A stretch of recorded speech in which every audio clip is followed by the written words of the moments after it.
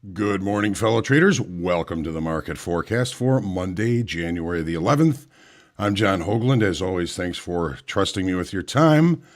I'm hoping that you've had a good, restful, and peaceful weekend. We've got a lot going on in the markets ahead of us this week. As always, we're going to be looking at these markets in context through the lens of risk management.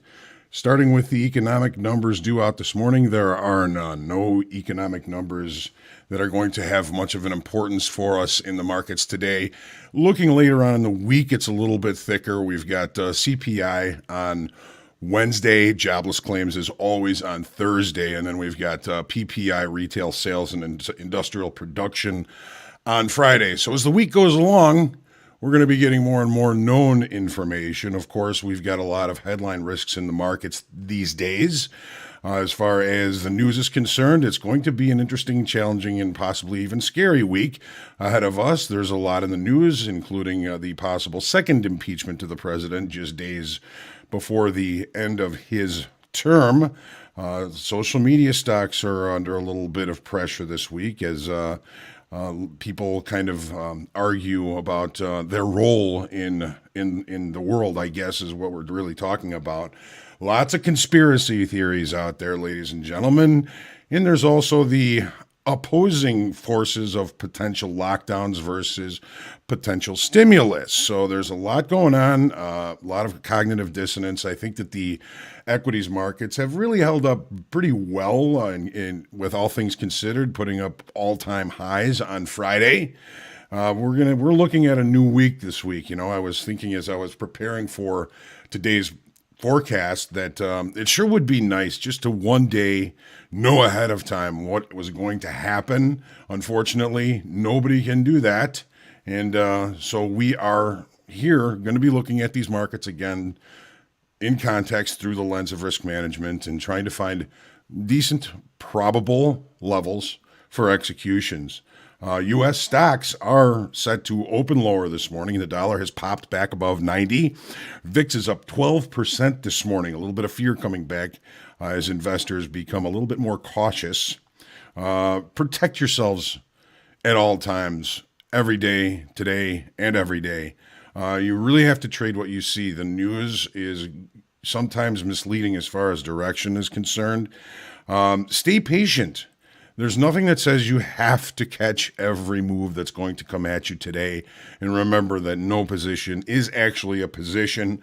Always be thinking about the direction that your market or markets are trying to go. And if they are directional, you got to be monitoring how good of a job is the market doing in that direction. So let's dive in here. As always, make sure you like, share, comment, question, feedback is always appreciated, and I do enjoy a good heckling. Make sure you subscribe to our YouTube channel so you can get notifications when we do go live.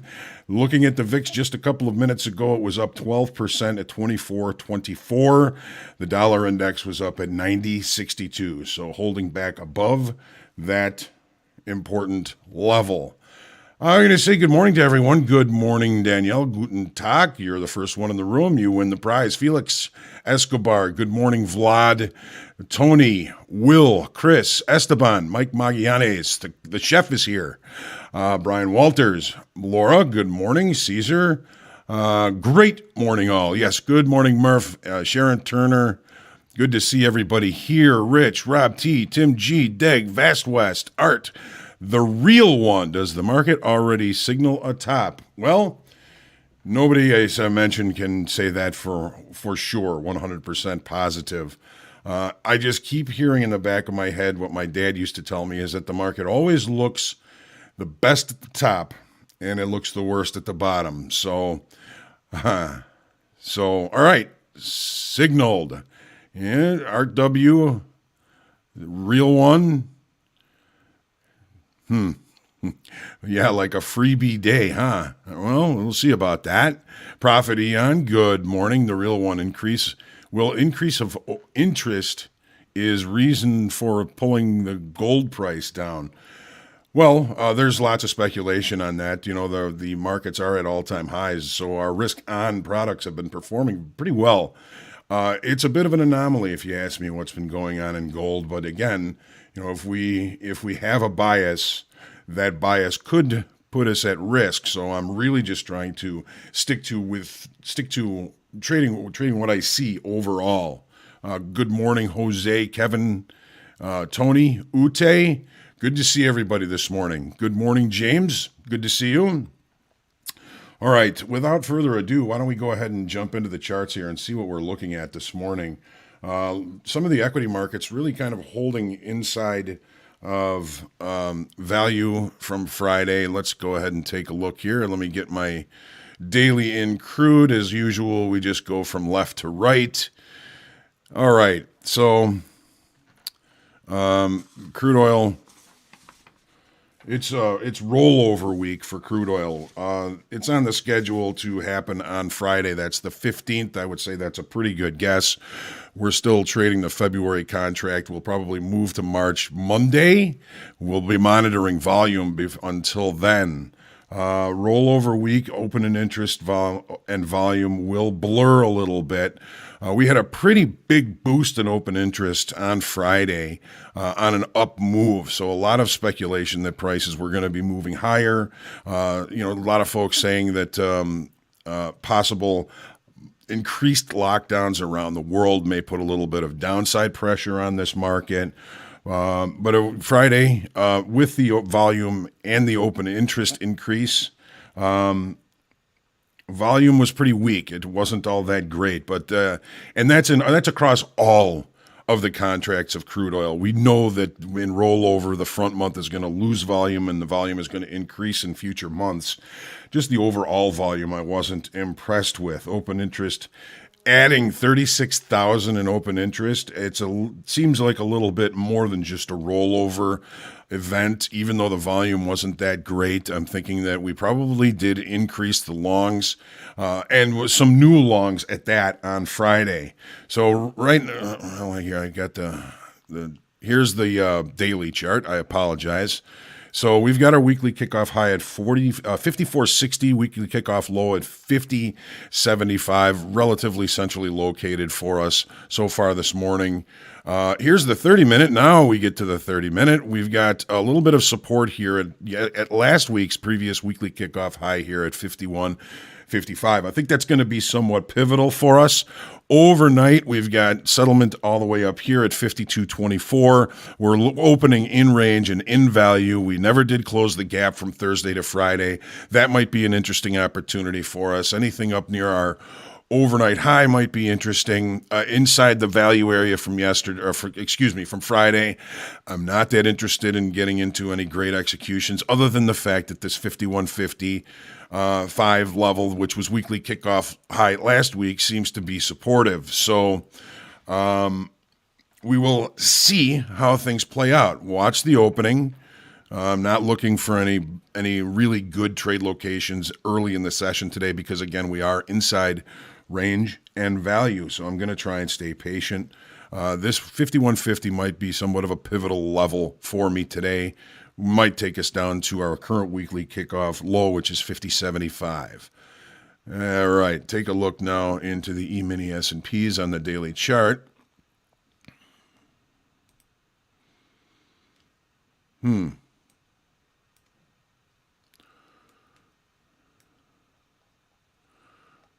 thought I changed these. So weekly kickoff high, 38.40. More of just a measured move because we really don't have any information from the past. We're in uncharted territories up here at the end of Friday, so that's more of a measured move. Our weekly kickoff low, 37.42. We're pretty tight down below here, right? Looks like we're holding upside structure. It's the probability that structure could break has moved up a little bit. Open interest at all-time highs. We only added 1,000 contracts on Friday. Volume was okay, not all that impressive. 37.85 was previous weekly kickoff level right here. We are currently trading just about right at it. It seems that may be somewhat of a pivotal level this morning and perhaps throughout the week. Will the short time frame traders feed the rally? Will the short short time frame traders feed the rally. That's what they've been doing for 40 years. And don't forget that there is a significant amount of headline risk in the markets all week. Looks like it's going to be a little bit of a trend here that we're going to be kind of looking for new information at random times here in these markets. So taking a look now at the 30-minute chart. All right. Getting a little bit wonky this morning here in these charts. Settlement 38.1750. Put that on your charts. We've got some overnight short inventory here. Looks like we've left value from Friday, looking to kind of test this weekly kickoff previous level from last week, which again may be pivotal. In other words, it might be an interesting level for an execution in either direction. Be careful with that because sometimes they do become magnetic and you can get pretty chopped up if you are going long above, short below. Try and look for some sort of daytime frame structure which gives you the opportunity to limit that risk and fewer possible executions at that level. Just waiting to see how this market opens up. If we open up with a gap to the downside and we leave that opening range at the high of the session, I think that's going to be a pretty significant signal and an opportunity for us. Take a look now into the Nasdaq. Okay, the Nasdaq, I never did change the weekly kickoff high from last week. I just wasn't all that impressed with the move to the upside. It did close above it, but just barely. I don't view that as an acceptance of higher prices above that level, so I left weekly kickoff high in the Nasdaq right where it was at 13,085. Volume is better as well as the open interest than the S&Ps. We saw a little bit better volume. We also saw an increase of 2,500 contracts in the NASDAQ up against this weekly kickoff level here. So it still seems as though there were buyers in this market that did a little bit better job than they did in the S&Ps on Friday. But again, I was still somewhat unimpressed with the close on Friday. Looking into the 30-minute chart now. All right, there's your settlement price up there. Weekly kickoff high still remains from last week. We've got some pretty decent shorts in this market from overnight. It looks like we're going to be opening below value. Lacey, stop. The dog is barking at somebody out in the field next to the house, and she says good morning. So weekly kickoff high would be pivotal. It looks like we may be headed the other direction. If we are inside the value, definitely stay patient. Inside range, maybe indicating a little bit of a different story. Again, watch that opening range, that first minute of trade. If it's left at either the high or the low of the regular trading hour session, it can indicate buyer or seller control relatively early in the session, and you may want to execute a little bit earlier if that is the case. Again, don't forget about the headline risks. Those are going to be out there pretty much every day. Moving on. And now into gold. Boy, oh boy.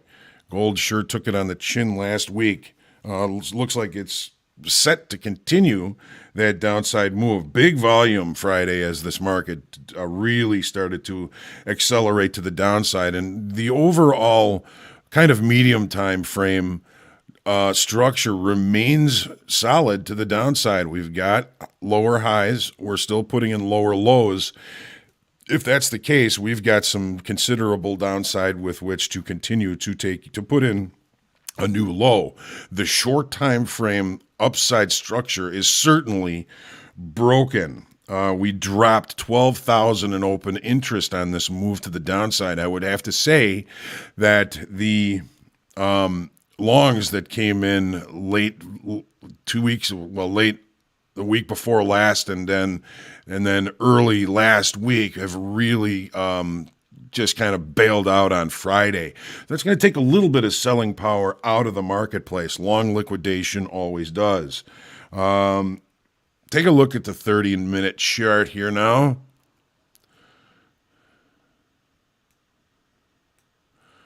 So we've got settlement right here, settlement 1835.40.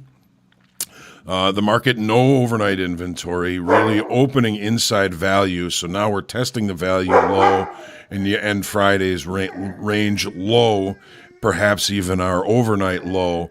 And then we've got 1809, which is our weekly kickoff level down there with which to look for opportunities. It doesn't look like there's a real push to get into anything very early in this market today, as we don't have any overnight inventory to work with. Opening range, neither the high nor the low of the session. I'm going to be patient and look for better trade locations as the day goes on. And of course, I will be protecting myself with stops no matter what I do. Make sure you protect yourself with stops. And the euro, basically kind of taking a look after failing above weekly kickoff high last week. It looks like we're intent to go take another look to the downside. The volume was pretty good on Friday. We did add 3,000 in open interest on a down day. It looks like we've got some sellers coming into this market as the market has broken medium time frame upside structure. The second break will be if we take out the weekly kickoff low, which is 121.45. So we've been looking for a test of this weekly kickoff low since I opened up my platform this morning. It looks like we are intent on getting to that area. We do have some pretty substantial overnight shorts. In other words, all of our overnight activity was leading price lower and lower away from settlement, which is 122.32.50. And again, we're getting close to a possible longer time frame inflection level like the weekly kickoff low. This could create a decent opportunity for us. If we run out of sellers down here and all these shorts are still on the market, we may see a move in the opposite direction back towards settlement or our overnight high. A little bit of a target-rich environment up there. So you're going to see how the market responds and reacts down here near weekly kickoff low. These levels do provide possibly some decent opportunities to limit risk. So I'm going to be taking a pretty good watch on that opportunity as the day goes on here. It may not take too long for me to get that possible execution down at that level. And now to the Japanese yen. All right, so weekly kickoff high 96.55, 95.60 weekly kickoff low, relatively centrally located. We had some kind of medium time frame on the daily chart. Upside structure. The short time frame continuation of that has broken as of Thursday. So we're looking at an opportunity for this market to rotate all the way back down to weekly kickoff low, which is again 95.60. If the dollar continues to find support above that 90 level, I think that might be an opportunity that might present itself here in the next couple of days to see price at that weekly kickoff low. Open interest indicated a loss on Thursday, Wednesday, Thursday, Friday. Buyers bailing out of this thing. Let's take a look at the 30 and see what we're thinking about here.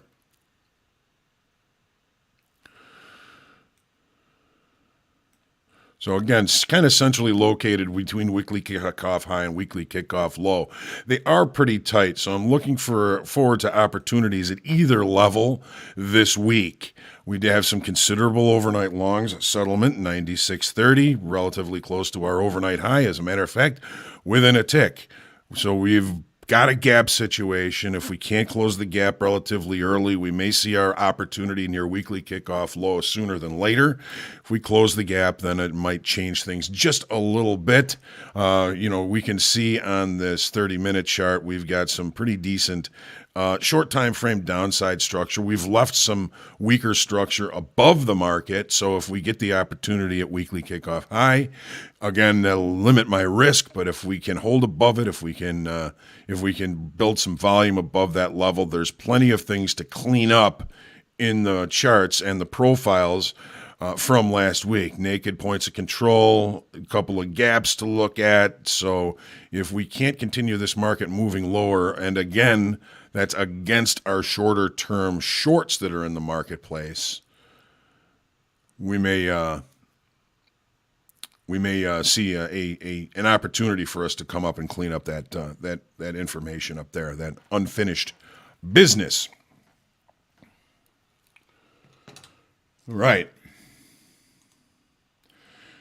Boy, that's a lot of information, and I try and get everybody ready for business by the time the equities open. We got about 8 minutes before that happens, and I'll give everybody a little bit of time to prepare themselves for that equity open. I know a lot of folks like trading that Nasdaq, the S&P, even a lot of Dow and Russell traders out there. So, when it comes to the equities, I get a lot of questions that people are wondering, what's a good correlation between the equities, and they're all relatively closely related in longer time frame, but it's the daytime frame where it becomes a little bit more,